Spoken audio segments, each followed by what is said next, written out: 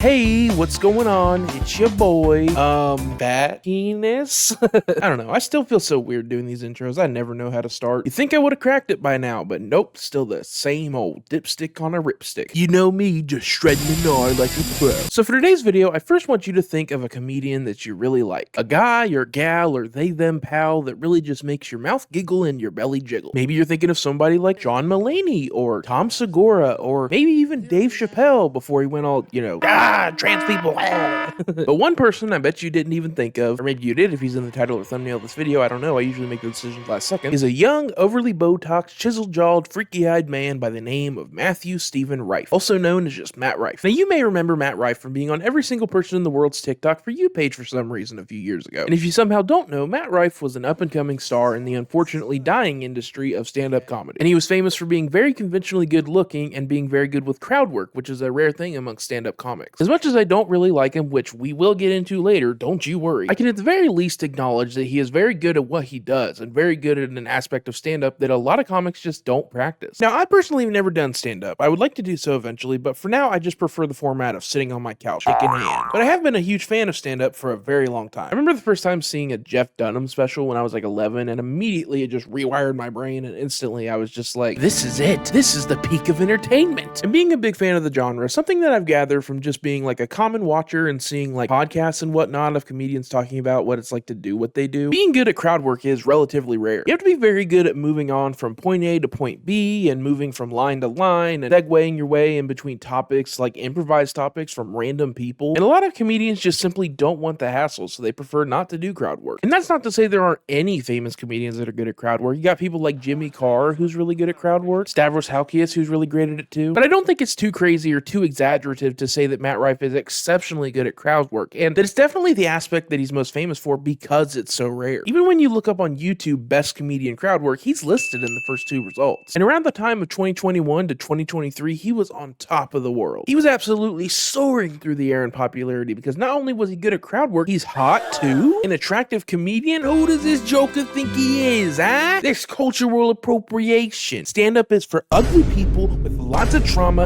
and that's it. You can't be a goddamn smoke show and make people laugh, support all the hot people, build a wall, storm the comedy store, make comics gross again. But unfortunately for little Matty B. Rife's over here, his popularity would come crashing down regardless because of his first Netflix special that came out of November of last year called Natural Selection. Oddly apt name. Now to give a little backstory, before this special, Matt Rife was mainly popular with young women who kind of just thought that he was hot and funny, and that's who his audience was. That's who he seemed to pander to, and there's nothing wrong with that. Attract who you want to attract. I also thought it was kind of cool that he was bringing in a demographic of people who typically aren't really into stand-up and just kind of branching out the audience. But women especially had built up his career. They were his primary audience, and he knew that. So what has always confused me is why for the special, he seemed to do just a complete 180. Modern Warfare 2, no scope, 180, instant kill across the map. If you don't know what I'm talking about, Matty had a little bit of a controversy when the special was released. His fans were rightfully very upset with the topic that this special just seemed to overwhelmingly be about. And that topic just seemed to be the types of women he hates. Within the first 6 minutes of the special, he talks about a waitress with a black eye. Hostess who seats you at the restaurant had a black eye. We couldn't get over the fact that we're like, this is the face of the company? Like this is where you have greeting people? And my boy who I was with was like, yeah, I feel bad for her, man. I feel like they should put her in the kitchen or something where nobody has to see her face, you know? And I was like, yeah, but I feel like if she could cook, she wouldn't have that black eye. How much he hates crystal girls. She should have had her protection crystals, you know what I mean? Fellas, we gotta put our foot down, man. This crystal shit is getting out of control. Ladies, put the fucking pebbles down. And how much he hates astrology girls. Just because Jupiter has a ring and you don't, doesn't mean that's who you're supposed to look up to for all this magical advice, man. And stop trying to explain it so confidently, you look stupid every time. It's literally not even up to me, like, it's in the stars, and like, we're literally all stardust. Because those last two are definitely groups well known for taking jokes at their own expense. And look, I'm not coming in here trying to be the comedy police. I really try not to be the kind of person that says you can't joke about this or this topic isn't funny, because humor is completely subjective and those people suck. Any topic at all can be funny. Anything can be made into a joke if it's done well. But what Matt and people like him seem to just not understand is that there is a line between doing dark humor and doing offensive shit just because it's offensive. And because of the topic of his jokes and him basically calling you mentally challenged if you don't get it, his target demographic, the very people who make up a massive majority of his fans, which like I said is women, seeing him do jokes about how annoying they are and kind of punching down at abuse victims, my brother in Christ, there is no universe except for maybe Earth 3 where that is going to go over well. What the fuck were you thinking? And again, I do really believe that humor is truly subjective, and I'm certainly not over here trying to say that I'm better or funnier than Matt, or that I'm cooler or hotter, or that my peen is bigger, or my ingredients are better, or my pizza is better, or my... But if I'm being totally honest, I just don't see the appeal for his type of stand-up. His style of comedy is just not my cup of tea, and I don't really understand how he's anyone's cup of tea. I really am trying not to be harsh, because I don't want to seem like I'm being just a big, fat, smelly, jealous shrimp dick loser, because trust me, I'm not jealous. Especially because the guy is all of a sudden really popular with like the conservative, anti-woke MAGA type crowd, and holy fuck, I do not envy that one bit. But aside from all that, his jokes just seem very bland and like he picks from just the lowest hanging fruit. At least that's just what I've personally gathered from what I've seen from him. I just don't find him that funny. If you do, great, that's awesome, I'm happy for you. But I personally prefer more classical humor with elegance and sophistication, like Bo Burnham with his foray into the musical arts, George Carlin with his political humor, or Rick and Morty with their piss, shit, and cum jokes. You know, substance. Maybe you've heard of it. And I'm sure there's people who have said something similar about me. I'm sure there's plenty of people who don't really like my style of comedy, and that's fine. I'm not gonna cry in the shower about it, eating Play-Doh spaghetti by the handful. You're completely allowed to not like me, and I'm completely allowed to not like Matt Rife. And to top it off, everybody in the planet is certainly allowed to not like his YouTube Disney show. Whoa, whoa, whoa, wait, what? His YouTube Disney show? What are you talking about, you tubby dumb son of a bitch, I hear you say? Well, that brings us to the real topic of today's video.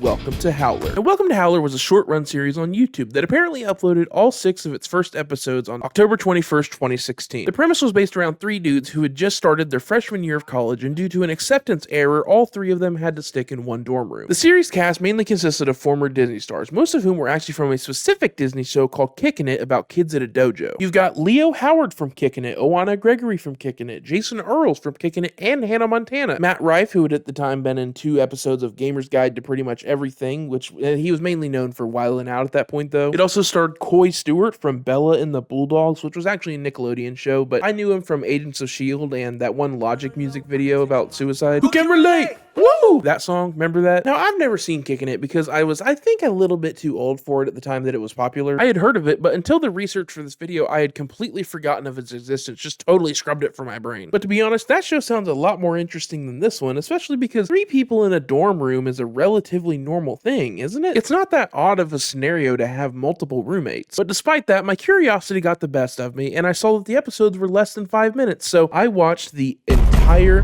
thing in one sitting. Not only did I watch the core show, I watched the outtakes, I watched the 3 extra episodes called Rush Week about 2 of the main characters, the extra 20-second skits that are weird, and I really doubt that it would surprise you at all, but this show was horrible. It was worse than horrible. It was a big creamy bowl of diarrhea with a glass of piss. Right off the bat, the show starts with the 3 main dudes, Xavier, Gordy, and Jesse. And they're sitting in their dorm being talked to by Chuck the RA, played by Jason Earls, and he's explaining to them why there's 3 of them in one dorm. And he's also trying way too hard to be cool, which is the intended joke, but instead of coming off as like ironic or even kind of funny, it comes off as just super cringy. Yes, Jesse! What up, player? Like this one part where he says, So you guys got pretty lucky. I am a little cooler than most RAs. We can talk about chill classes to take, sickest parties on campus, laying pipe. which is a really fucking weird thing to say as a student authority figure. And then he lists off like 5 different made-up slang terms for sex, which I'm like 99% sure that some of those are death metal band names. Crushing goods, slamming gash, putting the wand in the chamber of secrets, turning truffle butter. Okay, ew, dude, what the hell? Don't say churning truffle butter. Oh, Oh, God, I don't want to think about that. Jesus Christ, you sick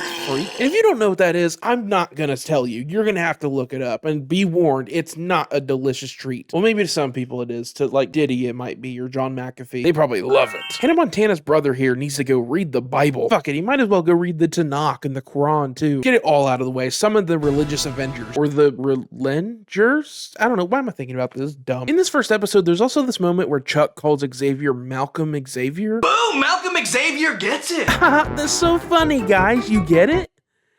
It's funny because he's black. That works. That works. But it gets even worse, though, because you find out that Matt Rife's character is, of course, an underground rapper. Hey, big titty, big ass, baby, you got it all. Show you my third ball. With, by the way, the worst fucking fake black scent. My name's Jesse O'Farrell. So my rapper name is Oh For Real. And maybe you'd think, well, that's just the character, but no. Matt Rife just actually talks like that. Or at least he does publicly a lot of the time, even though he grew up in fucking Ohio. I have not only lived in Ohio before, but I've lived next to it for like 99% of my life. And I've been to many, many cities there, and trust me, nobody talks like he does there. It's just him. But if that wasn't bad enough, Jesse also says this to Xavier. What do you have to rap about, man? You're from the richest town in Jersey. Man, you know what they say.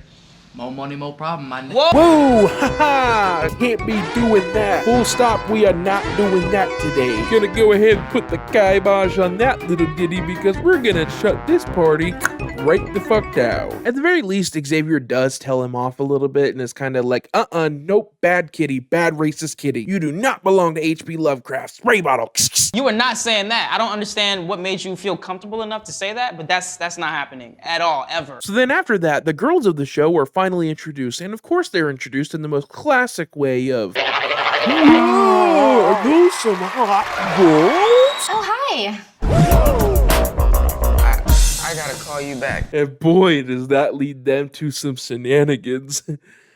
No, actually it doesn't, because the show is only 6 episodes, and it's also mainly only focused on the guys. So as college kids do on their first day of college ever, apparently, all of them, plus Chuck, decide to go to a mixer, and it was at this point where I noticed, why does Xavier have his sleeves rolled up on his white t-shirt like that? What is he, a 1950s greaser? You gonna pull out a switchblade hair comb and get into a fight with the preppy kids at the drive-in movie theater? Hey, Dad, why don't you come over here and give me a big old smooch on the lips while I simultaneously slick my hair back and drive my hot rod with flames on the side. Hey, toots. So while they're at this party, just standing around in a room with, by the way, maximum like 6 other people, Lacey decides to just start dancing in the middle of the floor with no one else. And it looks so awkward. It looks like one of those edits where you take out the music and just put in like squeaking and coughing.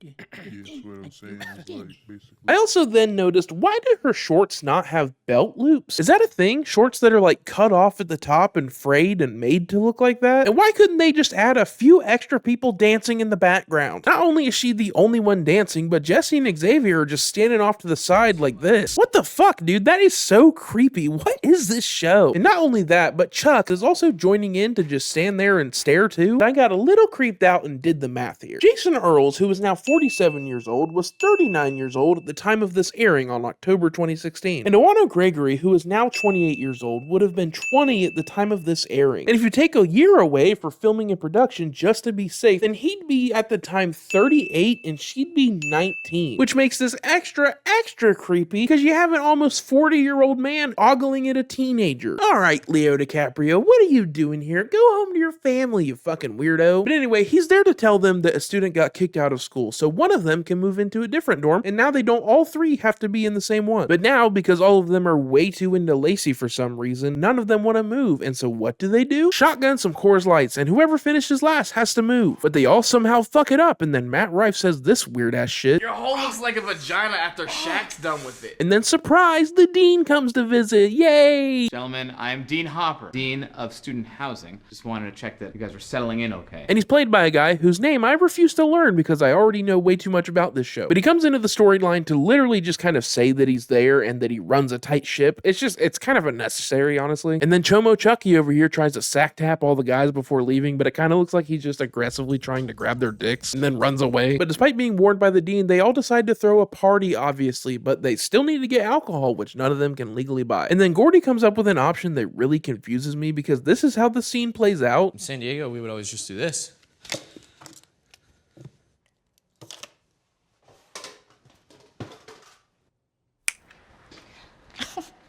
I'm sorry, how are you nude in your government ID photo? You like it, yeah? Oh, really, fam? You're like allergic to shirts?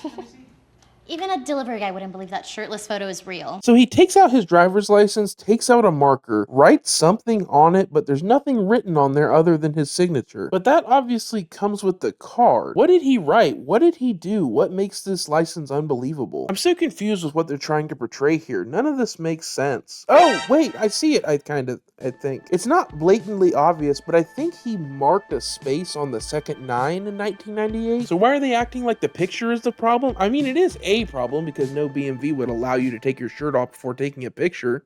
I hope. I don't know, the dialogue of this scene is just really weird, and I mean, all the dialogue in this show is really odd and stale, but this scene really just confused me. But they decide that Xavier, for some reason, looks like the oldest of all of them, even though that is absolutely not true in the slightest, and they have him get a beer delivery. Oh, yeah, by the way, I feel like I should give a little PSA. Don't drink alcohol if you're underage, don't buy beer, drugs are bad, alcohol is bad, blah, blah, blah, blah, blah. Alright, that should cover me. And then Gordy draws on his ID, and as soon as the delivery guy gets there and knocks on their door, they freak out for a second and get really loud, which I guarantee he would hear.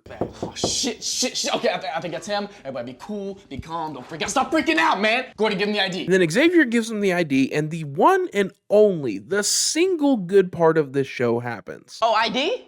You know I got that. I'm old as shit, you know. Let me see.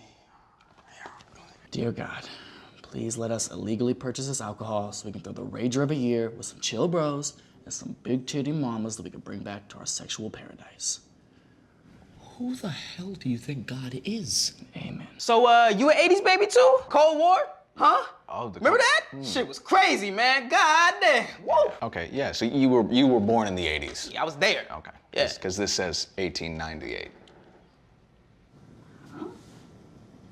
You fucking dipshit. So, okay, you do know what a good joke is. From the prayer to the end of the episode, that was actually pretty funny, and it's the only funny part of the entire show. You set it up with Gordy being the obvious dumb one, and the one that came up with the marker idea, and the one who marked the ID. Then the Cold War part was a little overacted, but actually kind of funny. And then the prayer bit was pretty funny. And then the reveal that Gordy fucked it up and seemingly all was lost at the very last second. That's funny. Those bits are actually pretty good, but it makes me sad because it was almost certainly an accident because the rest of this show is complete burning garbage. If you somehow need another example of that, Chuck the RA walks in and starts chatting up the delivery guy who apparently he used to be his RA. And then they ask a very good question. Jesus, Chuck, how old are you? Old enough to fuck your mom, but young enough to bang your sister? Dude, can you just fucking stop, please? I remember when I was first watching it, and even just thinking about it now, it makes me like physically sick. It makes me feel the exact opposite way that I felt when I was watching the John Candy movies for my last video, which by the way, you should watch because basically nobody saw it. I almost want to just turn this off and go to bed, but I must power through. The show must go on. So they get the alcohol and throw the party, and nobody shows up, and Jesse is pissed off. And is also for some reason wearing a Viking helmet and what appears to be a bath mat with a hole cut into it. But Lacey, however, brings over a bunch of her friends, Gordy brings a keg, and they're all having a fun time when Xavier says they should call it, even though it's very clearly the middle of the day. And then of course, the dean shows up and he is so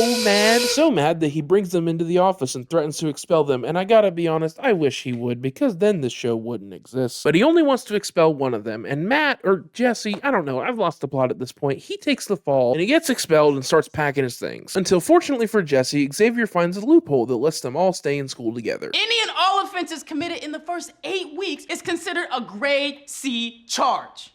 And the worst punishment a grade C charge can garner is, what was it? Secondary probation. Okay.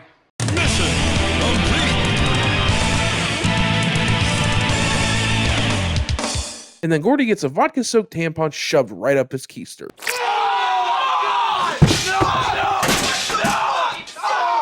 That just happened.